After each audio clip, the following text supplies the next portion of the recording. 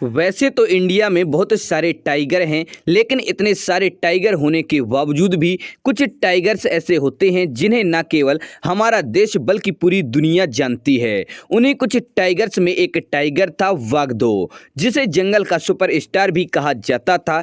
ये टाइगर न केवल भारत का सबसे ताकतवर टाइगर था, बल्कि उसने अपने जीवन काल में 30 से भी ज्यादा टाइगर्स को जन्म दिया था, जिसके कारण इस टाइगर को बिग डैडी के नाम से भी जाना जाता है। आज तक लोग केवल यही जानते थे कि टाइगर केवल खतरनाक और तबाही मचाने वाले जीव होते हैं, लेकिन वागदो ने ऐसे लोगों की सोच ही बदल दी। उसने अपने प्यार की ऐसी मिसाल पेश की और जिस तरह उसने अपने पिता होने का फर्ज निभाया, उसे देखकर लोग अचंभित हो जाते थे। आज इस वीडियो में हम बताने वाले हैं भारत के सबसे ताकतवर टाइगर वागदो के जीवन से जुड़े रहस्यों के बारे में कि आखिर किस तरह उसने ताडोबा में आते ही वहां के सबसे ताकतवर टाइगर को हरा दिया और क्यों उसने अपने प्यार के लिए इतना बड़ा खड़ा किया हुआ साम्राज्य भी छोड़ने के लिए तैयार हो गया। तो चलिए जानते हैं वागदो ने सबसे पहले कौन से टाइगर को हराया था और जानते हैं 23 मई 2022 को वागदो की मौत कैसे हुई थी। तो वीडियो को अंत तक जरूर देखें और हमारे चैनल पर पहली बार आए हैं तो हमारे चैनल फैक्ट्स क्रिएटर जी को सब्सक्राइब करें और बेल आइकन भी दबा दें।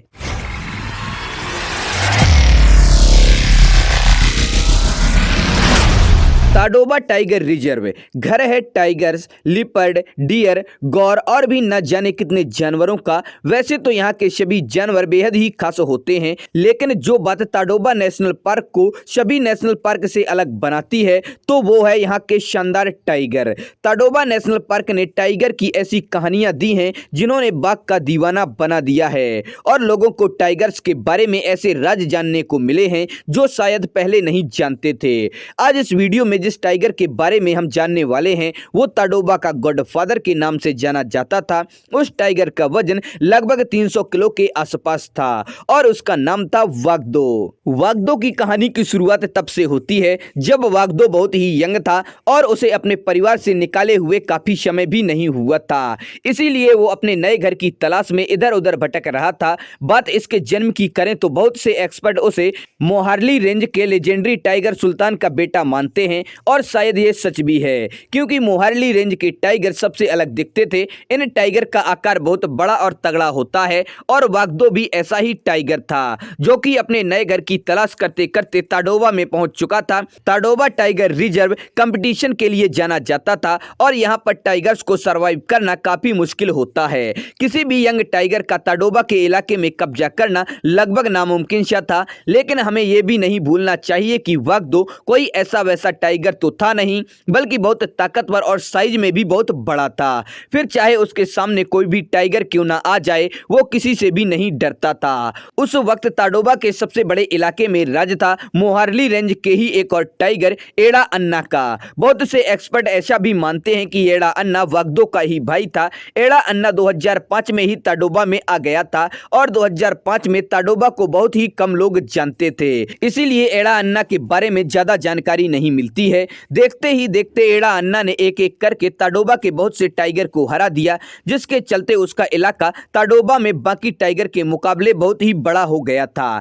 ऐसा माना जाता है कि एड़ा अन्ना 2005 से लेकर 2010 तक ताडोबा का सबसे ताकतवर टाइगर था, लेकिन 2010 में ताडोबा में उसी का भाई एंट्री करता है। उसके एंट्री करते ही हर किसी को एड़ा अन्ना का इलाका खतरे में नजर आने लगा था और फिर आगे हुआ भी वही जिसका सबको डर था। वागदो टाइगर ने ताडोबा में घुसते ही ये नहीं देखा कि ये इलाका किसका है और कितने बड़े और कितने ताकतवर टाइगर का है। उसने तो नतीजे की परवाह किए बिना ही इलाके को मार्क करना शुरू कर दिया था। उसके बाद वो मार्क करते करते उस इलाके में भी चला गया जहां येड़ा अन्ना रहता था। अगर वागदो के अलावा कोई और टाइगर येड़ा अन्ना के इलाके में घुसने की कोशिश करता तो वो टाइगर पक्का जान से जाता, लेकिन वागदो टाइगर की बात ही कुछ और थी। येड़ा अन्ना के इलाके में घुसते ही पहला हमला येड़ा अन्ना ने नहीं बल्कि वागदो ने ही किया था। उसके बाद वागदो टाइगर येड़ा अन्ना टाइगर पर एक के बाद एक हमला करता गया, मानो ये एक जंग की तरह था। एक ऐसी जंग जिसे जीतने के बाद कोई एक टाइगर ताडोबा का सम्राट बन सकता था और खुद को बाकी सभी टाइगर के मुकाबले सबसे ज्यादा ताकतवर भी साबित कर सकता था। और आखिरकार इस जंग में वही टाइगर जीता जो सच में ज्यादा ताकतवर था और जीतने वाला टाइगर था वागदो। वागदो ने जंगल के सबसे बड़े इलाके पर राज कर ही लिया था। जब लोगों ने पहली बार वागदो टाइगर को देखा था तो उसे देखते ही सभी लोगों को यह पता चल गया था कि वागदो टाइगर कोई ऐसा वैसा टाइगर तो नहीं है। और यह बात बिल्कुल सच भी थी, क्योंकि उस वक्त वागदो भारत का सबसे ताकतवर और विशालकाय टाइगर था, जिसे हरा पाना किसी भी टाइगर के लिए नामुमकिन सा था। लेकिन बाद में तो कुछ टाइगर ने वागदो को चुनौती देना चाहा, लेकिन जैसे जैसे वक्त बीतता गया वैसे वैसे ताडोबा के सभी टाइगर समझ चुके थे अगर जिंदा रहना है तो वागदो टाइगर से अलग ही रहना होगा। अब तक आपने वागदो टाइगर के अंदर के विष्ट को ही देखा था और ये देखा था कि वागदो टाइगर कितना ताकतवर है, लेकिन अब जो हम आपको बताने वाले हैं उसे जानने के बाद आपको एक ताकतवर टाइगर के अंदर एक मोम जैसा दिल भी नजर आएगा। दरअसल जब वागदो टाइगर ताडोबा का सबसे ताकतवर टाइगर बन चुका था तब उसकी जिंदगी में एक बहुत ही खास बाघिन आई जिसने वागदो जैसे ताकतवर विष्ट को प्यार करना भी सिखा दिया था। वो टाइग्रेस कोई और नहीं बल्कि ताडोबा की ही टाइग्रेस माद्री थी। माद्री के आते ही उसकी पूरी जिंदगी ही बदल गई। वागदो माद्री के साथ ही वक्त बिताने लगा और माद्री को भी वागदो के साथ साथ रहना पसंद था। कभी कभी तो इन दोनों का प्यार देखकर इंसान भी इमोशनल हो जाते थे। समय के चलते वागदो का इलाका पहले से भी ज्यादा बड़ा हो गया। अब उसके इलाके में एक दो नहीं बल्कि 8 टाइग्रेस रहा करती थी। इसके बावजूद भी वागदो माद्री टाइग्रेस से ही प्यार करता था और वागदो को कई लोग स्कारफेस के नाम से भी जानते थे। ये नाम इसे तब मिला था जब शिकार करने के दौरान उसके चेहरे पर एक गहरी चोट लग गई थी। कुछ महीने बाद माद्री और वागदो के बच्चे भी फेमस हुए। उनमें से सबसे फेमस थे 4 सिस्टर्स जिन्हें सब लोग तेलिया गैंग के नाम से भी जानते थे। जब उनके बच्चे हुए तब उनका एक और रूप सामने आया और वो रूप था एक पिता का। आमतौर पर कोई भी मेल टाइगर अपने बच्चों पर जरा भी ध्यान नहीं देते, लेकिन वागदो की बात ही अलग थी। वो हमेशा अपने बच्चों के साथ ही रहा करता था और उन्हें हर खतरे से बचाया भी करता था। जितना फेमस वागदो टाइगर है उतना ही फेमस उसकी 4 बेटियां भी हैं। उसकी 4 बेटियों को पूरी दुनिया जानती थी। उनका नाम था सोनम, गीता, मोना, लारा, जो एक साथ मिलकर शिकार करने लगी थी, जिसके चलते पूरे जंगल में दहशत का माहौल पैदा हो गया था। पूरा जंगल उनके नाम से थर-थर कांपता था। उस दौरान ताडोबा के दूसरे सभी टाइगर के लिए कंपटीशन बहुत ज्यादा बढ़ चुका था। गब्बर, टाइसन और सैटर्न नाम के 3 टाइगर आपस में ही लड़ते थे, लेकिन उनमें से किसी भी टाइगर में इतनी हिम्मत नहीं थी कि वह वागदो के इलाके में घुसकर उससे पंगा ले सके। और ऐसा लग रहा था कि वागदो को कोई भी टाइगर चुनौती नहीं दे सकता था। लेकिन साल 2015 में ताडोबा में एक बड़े ही कमाल के टाइगर की एंट्री होती है।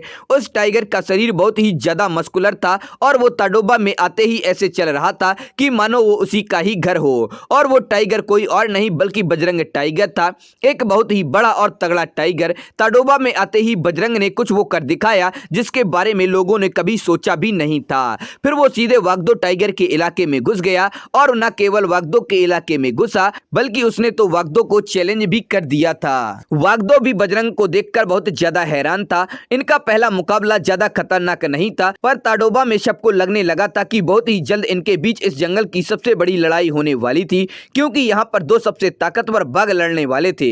यह जंग होने वाली थी ताडोबा पर राज करने के लिए। लेकिन उसी बीच तेलिया गैंग की चारों बहनें काफी बड़ी हो चुकी थी, जिसके कारण उनकी मां माद्री मोहार्ली रेंज को छोड़कर कहीं और जाने लगी।